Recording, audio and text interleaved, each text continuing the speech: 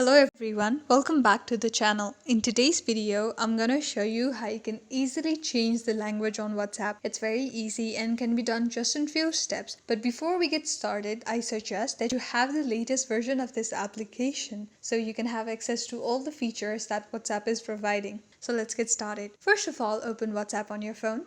And there on the home page, where at the top right corner, right next to the search icon, you will see three little dots. Click there to open the menu. And among the last option, you will see settings. Click there. And somewhere in middle, you will see app language. Click there to change the language on WhatsApp. So English is the default language on WhatsApp, but you might want to change the language if you move to another place where another language is used, or let's say you want to practice another language and English isn't going to be handy. So you can choose from among a lot of options there and you can choose whatever you want. I'm going to choose Filipino, and after that you will be done. Thank you for watching till the end. I hope you liked this video, and if you did, don't forget to give it a big thumbs up and subscribe to the channel for more updates.